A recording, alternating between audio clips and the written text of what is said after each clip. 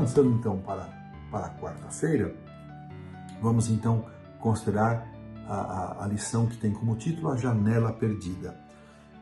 E o autor começa dizendo que o amor eterno de Deus é sempre imerecido. No entanto, nós temos a prerrogativa de aceitá-lo ou rejeitá-lo, de recebê-lo ou recusá-lo. Nosso amor por Deus sempre é uma resposta ao que já recebemos. Sempre é uma reação à iniciativa de Deus, antes mesmo de nós pensarmos ou pedirmos. O autor vai introduzir agora um texto até longo, vários versos, da primeira carta de João, capítulo 4, os versos 7 a 20. E eu quero aqui, então, lembrar, porque o autor também sugere na pergunta 5, que nós façamos dois destaques desses versos, o verso 7 e o verso 19. O 7 diz assim: o amor procede de Deus. Essa frase nos interessa. Lembrando, o amor procede de Deus. Verso 19, nós amamos porque Ele nos amou primeiro. Esta é uma realidade espiritual que sempre que nós estamos fazendo alguma coisa no ambiente espiritual, esta atitude nossa é sempre uma resposta. É sempre uma reação ao que Deus já fez e ao que Deus continua fazendo para nos alcançar. O amor de Deus sempre vem em primeiro lugar. Essa frase é importantíssima. Se Ele não nos amasse primeiro, não poderíamos amá-lo em retorno. A iniciativa jamais seria tomada por nós. Embora Deus nos tenha criado com a capacidade de amar e ser amados, Ele próprio é a base e a fonte de todo amor. Mas nós temos a escolha, aceitar esse amor e depois refleti-lo em nossa vida ou rejeitar.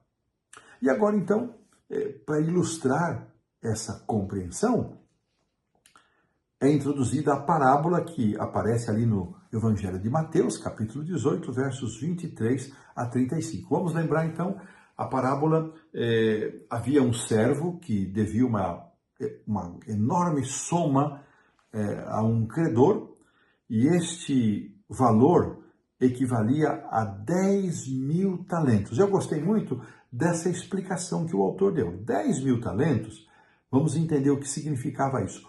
Um talento equivalia a cerca de 6.000 denários, ou seja, 6.000 vezes o valor que um trabalhador comum ganhava em um dia, ou seja, 6.000 dias de trabalho para formar um talento.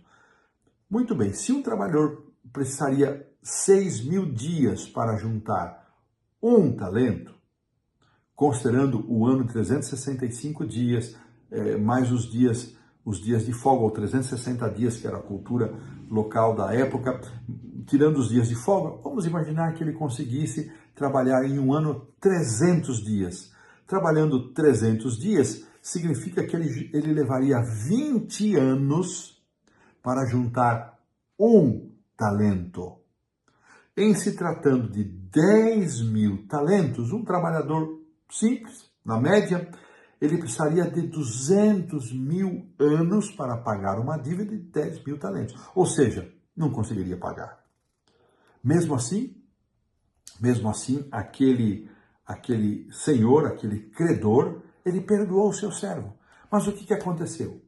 Saindo dali, esse servo que havia sido perdoado de uma dívida que ele só conseguia pagar se trabalhasse 200.000 anos, uma dívida de 10.000 talentos, ele se recusou a perdoar uma dívida muito menor, uma dívida de apenas 100 denários, ou seja, o equivalente a 100 dias de trabalho. Olha a extensão, Ele foi perdoado por uma dívida que ele precisaria de 200.000 anos para conseguir o valor e recusou o seu perdão a uma pessoa que lhe devia apenas 100 denários, ou seja, a alguém que com 100 dias de trabalho pagaria essa dívida. O servo, dessa maneira, ele coloca o seu o servo perdoado coloca o seu devedor na prisão, e as pessoas perceberam isso, deram conta ao Senhor e disseram: mas o que você fez? Olha, a dívida que eu te perdoei, você não usou de misericórdia, por que você não perdoou uma dívida tão menor?